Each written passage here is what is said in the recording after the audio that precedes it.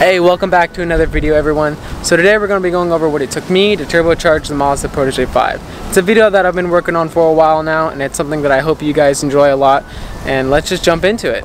When I got this car, I always wanted it to be turbocharged. The problem was, I had little to no experience with working on cars, so I began to do smaller projects to get familiar with the ins and outs of the car. Eventually I felt comfortable with upgrading my car in such a big way. After a lot of time and research, I was able to turbocharge the Protege. Let me tell you, it's definitely been worth it. I'm going to go over how I did it, with some hindsight and a few things I wish someone could have told me, and any other important info that can help you with your turbo build. As with any car, there are a lot of ways to approach a mod or an upgrade, and that is true when it comes to turbocharging a car, like what turbo, fuel system, cooling, tuning, and much more. Luckily, the Protege already has a turbocharged variant, so that leaves a good blueprint to obtain an OEM quality of build. The Mazda Speed Protege is the factory turbocharged option. It only has a handful of differences between it and any of the other 2-liter Proteges, the main thing being the turbo. The engine is exactly the same, with the compression, internals and such being identical. The limited slip differential, bigger sway bars, and just a few sporty accessories to top it off. So the most common way to turbo any manual 2-liter Protege is with the Mazda Speed Swap, and that's what I chose. I'll explain why and some other options. My exhaust manifold, turbo, and downpipe are all directly off a Mazda Speed Protege. The stock manifold from Callaway is not great, as it is prone to cracking, so an upgraded one is always a good idea. The small GT25 turbo from Garrett is upgradable with most T2 turbos. The downpipe is very restrictive, so a wider 3-inch one is needed for more power. I also have the OEM internal wastegate, which is built in. All of those parts fit directly onto the 2-liter without any modification. Even the exhaust bolts up directly. So when we're looking for parts, basically any Mazda Speed Protege items will work for your turbo kit. The turbo needs oil and coolant. The stock Mazda Speed Turbo has hard lines that go to a few places around the motor. The oil feed line is made by placing a T into the oil pressure sensor near the oil filter and is sent to the turbo by a steel hose.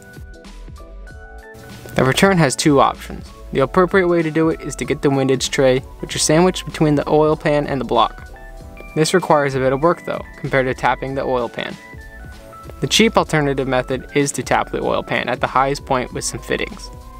Now onto coolant.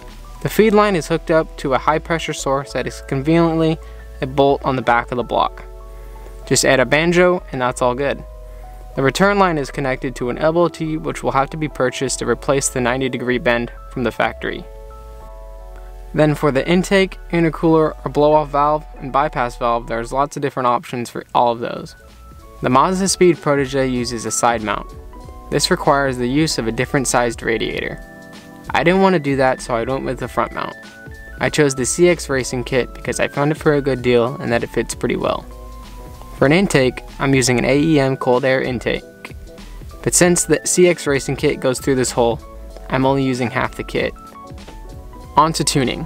Unfortunately, the Protege's ECU cannot be flash tuned, so you can't tune the Mazda Speed or the Protege ECU directly like in some cars.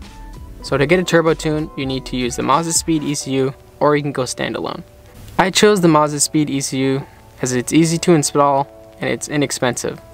You can use piggybacks to do things like changing the fuel and airing a little bit to squeeze a little bit more power, but it's obviously that a standalone is the most effective way, but it requires much more work and is very costly.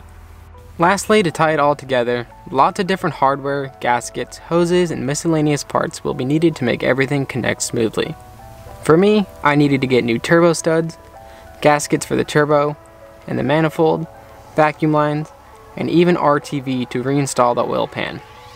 I needed to do a lot of research when I was doing it on my own, and I'm hoping that I can help someone like me who was looking for information to turbo their own Protege. It's a lot of work, but it's fun and really not that difficult to do in the end. There's one last thing to cover, and that is money. It cost me a little over $1,000 to fully turbo my car. I bought the Mazda Speed stuff for around $500, the CX Racing kit was around $400, and a few extra things for maybe an extra $100 to $200. I bought everything at a good price, so if you wanted to go down a similar route, anywhere from $1,000 to $2,000 is a good price range.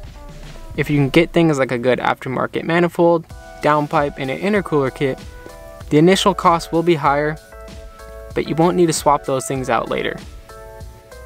When looking to buy parts, there's not many places. For the used Mazda Speed parts, the Protege forums on Facebook helped me out a lot, with a great community that loves to help. Maybe even try other Mazda forums online. For new parts, some brands and websites are CR3 Motorsports, Hydra Motorsports, AWR. Some big name companies like BC Racing still make coilovers, so check out your favorite parts companies and maybe they still make parts for this car. And that's it. Hopefully I gave you some information on my turbo setup to help you figure out your own. If you have any questions, drop them down below. And also if you haven't already, make sure to like and subscribe.